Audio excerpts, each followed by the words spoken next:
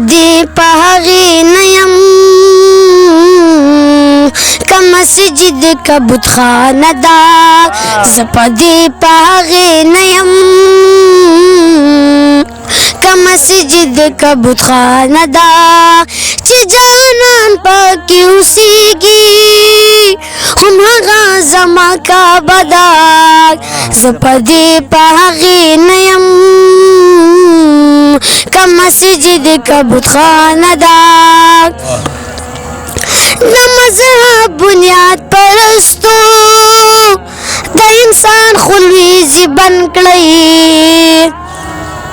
دا مذہب بنیاد پرستو دا انسان خلویزی بن کړی لوی مذہب انسانیت دے محبت لیا سجدہ دا لوی مذہب انسانیت دے محبت لیا سجدہ دا چې د یار کلی ته لاړ شي چې بې دیدنه ترې راځي نو مړ دې شي نه. شروع کوم په نامه د هغه المقیت یعنې طاقت وربهونکي جل جلاله په نوم چا چې اختشام ته دومره طاقت ورکړو چې ستاسو مخکې یې خوله پرانیسته. په نامه د هغه المعز یعنې عزت وربهونکي جل جلاله په نوم چا چې زموږ استاذ په شریکه پروګرام ادبي محفل ته په سوشل میډیا یو ستر د عزت مقام ورکړی دی. سلامونه نیکې هیلې او پیرزونې مې ومنئ. د لوی بادشاه نه تمه لرم چې روغ رمټ به یې د صحت او د عزت په جامه کې وپټي. قدرمندو کتونکو شعر او شاعر دواړه ټول کام په شریکه اساس وي. یو شاعر صرف د یو تنظیم د یوې ډلې د یو پارټۍ نه بلکې ټول کام په شریکه ملکیت وي. شاعران د خپل کام د تهذیب کاس وي. ناڅاپي مشاعره شوې ده ټول غیر چاپیره شاعران ناست دي. انشاءالله ټول به چې نو درې څلور شعر وي نو په نمبر 10 ځو. انشاءالله امید لرم چې ستاسو خوښه شي دا مشاعره.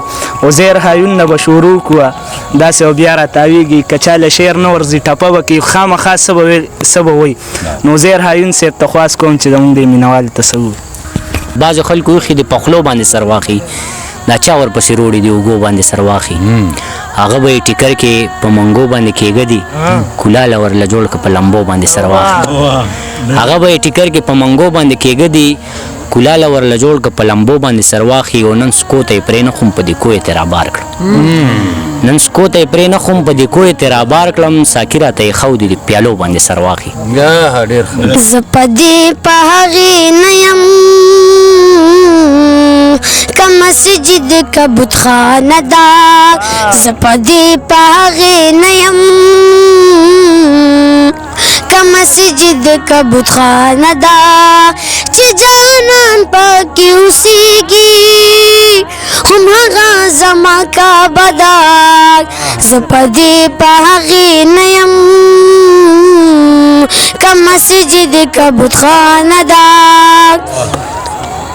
دا مذہب بنیاد پرستو دا انسان خلویزی بن کړی دا مذہب بنیاد پرستو دا انسان خلویزی بن کړی لوی مذہب انسانیت دے محبت لیا سجدہ دا لوی مذہب انسانیت دے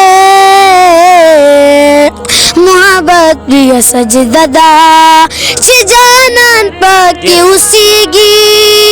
هم هغه زما کا بدا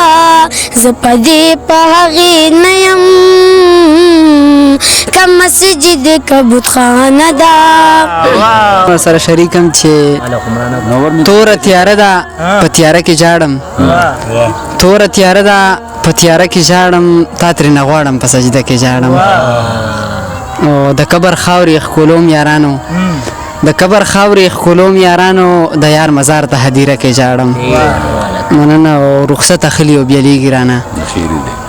رخصت اخلي او بیلیږي رانه ځکه جانان ته دروازه کې جاړم ډېره زه بهلله عشق ګټمه شامه څوک وکیل راله پیدا کوي